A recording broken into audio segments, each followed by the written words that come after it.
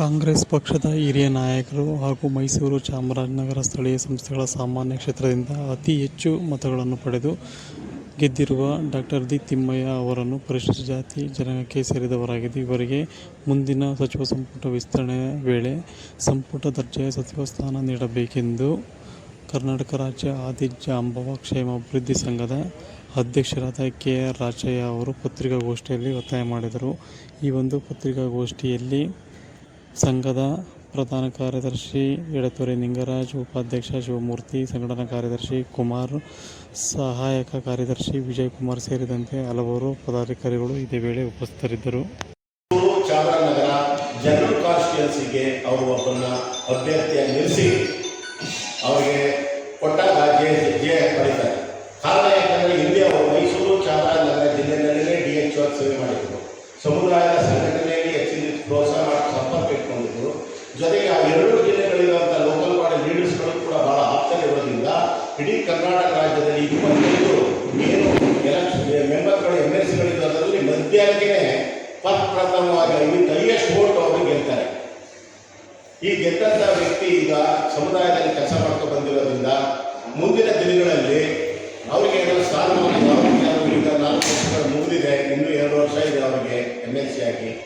ಹಾಗಾಗಿ ಮುಂದಿನ ದಿನಗಳಲ್ಲಿ ಇವತ್ತೇನು ಕೊಟ್ಟಿದ್ದಾರೆ ಕರ್ನಾಟಕ ಭಾಗದಲ್ಲಿ, ಕರ್ನಾಟಕ ದಕ್ಷಿಣ ಭಾಗದಲ್ಲಿ 30 ವರ್ಷಗಳಿಂದ ಯಾವ ಸಚಿವರನ್ನು ನಾವು ನೇಮಕ ಮಾಡಿಲ್ಲ. ಈಗ TN ನರಸಿಂಹಮೂರ್ತಿಯವರು ಮತ್ತು M ಶಿವಣ್ಣವರು ಸಚಿವರಾಗಿದ್ದರು SM ಕೃಷ್ಣ ಸರ್ಕಾರದಲ್ಲಿ. ತದನಂತರ ಎಡಗೈ ಸಮುದಾಯಕ್ಕೆ, ನಮ್ಮ ಆದಿಜಾಂಬವ ಸಮುದಾಯಕ್ಕೆ ಯಾವ ಪ್ರತಿನಿಧಿಯೇ ಇಲ್ಲ ಮಂತ್ರಿಮಂಡಲದಲ್ಲಿ. ಹಾಗಾಗಿ ಇವರಿಗೆ ಹೆಚ್ಚಿನ ರೀತಿಯಲ್ಲಿ ಮುಂದಿನ ದಿನಗಳಲ್ಲಿ ಏನು ಇವತ್ತು ಒಂದು ಮಂತ್ರಿಮಂಡಲ ವಿಸ್ತರಣಾ ಸಂದರ್ಭದಲ್ಲಿ ಅವರಿಗೆ ಸ್ಥಾನಮಾನ ನೀಡಿ ಮಂತ್ರಿಯಾಗಿ ನೇಮಕ ಮಾಡಿಸಬೇಕು ಅಂತೇಳಿ ಈ ಭಾಗದಿಂದ ನಾವೇನು ಕರ್ನಾಟಕ ರಾಜ್ಯ ಆದಿಜಾಂಬವ ಸಮುದಾಯದ ಸಂಘಟನೆಯಿಂದ ನಿಮ್ಮ ಮೂಲಕ ನಾವು ಒತ್ತಾಯಿಸ್ತಾ ಇದ್ದೀವಿ. ಇವರು ಕೂಡ ಹಿಂದೆ ಅವರು health and family welfare service ಮಾಡ್ತಿರ್ಬೇಕಾದ್ರೆ ಈ ರಾಷ್ಟ್ರದಲ್ಲೇ ಕೂಡ ಅವರು ರಾಷ್ಟ್ರಪತಿ ಪದಕ ಪಡೆದಿದ್ದಾರೆ, ಮುಖ್ಯಮಂತ್ರಿ ಪದಕ ಪಡೆದಿದ್ದಾರೆ. ಅಷ್ಟೇ ಹಾರ್ವರ್ಡ್ ಯೂನಿವರ್ಸಿಟಿನಲ್ಲಿ ಅವರು WHO ಫೆಲೋಶಿಪ್ ಪಡ್ಕೊಂಡು ನಮ್ಮ ಸಮುದಾಯದ ಸಂಘಟನೆ ಅದ್ವಿತೀಯ ನಾಯಕರಾಗಿದ್ದಾರೆ. ಹಾಗಾಗಿ ಸಮಾಜ ಸೇವೆಗಳು ಕೂಡ ಹೆಚ್ಚಿನ ರೀತಿ ಸೇವೆ ಮಾಡಿದ್ದಾರೆ. ಅವ್ರಿಗೊಂದು ಅವಕಾಶ ಕೊಟ್ಟಾಗ ಇವತ್ತೇನಿದೆ ಬಲ್ಗೇನಲ್ಲಿ ಈಗಾಗಲೇ ಇಬ್ಬರನ್ನ ಮಂತ್ರಿ ಮಾಡಿದ್ದಾರೆ. ಈಗಾಗಲೇ ಕೂಡ ಪ್ರವರ್ಗ B-ನಲ್ಲಿ ಈಗಾಗಲೇ ಉಪಮುಖ್ಯಮಂತ್ರಿ ಸೇರಿದಂತೆ 2 ಸಚಿವ ಸ್ಥಾನ ನೀಡಲಾಗಿದೆ. ಅದೇ ರೀತಿ ಪ್ರವರ್ಗ A-ನಲ್ಲಿ ಉಪಮುಖ್ಯಮಂತ್ರಿ ಸೇರಿದಂತೆ 2 ಸ್ಥಾನವನ್ನು ನೀಡಲು ಕೋರುತ್ತೇವೆ.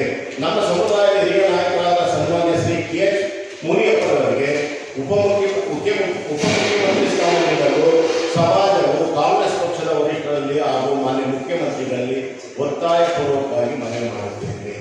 ಹೇಗೆ ಏನು 5.25 ಮೀಸಲಾತಿಯನ್ನು ಕೊಟ್ಟರು, ಪ್ರವರ್ಗ B-ಗೆ 5.25 ಕೊಟ್ಟಿರೋದ್ರ ರೀತಿಯಲ್ಲೇ ಪ್ರಾದೇಶಿಕತೆಯಲ್ಲಿ ನಮ್ಮ ಪ್ರಾದೇಶಿಕವಾದ ಸಮತೋಲನ ಕಾಪಾಡೋದ್ರಲ್ಲಿ ದಕ್ಷಿಣ ಕರ್ನಾಟಕದಲ್ಲಿ ವಿಶೇಷವಾಗಿ ಯಾವ MLA ಇಲ್ಲ, MP ಇಲ್ಲ.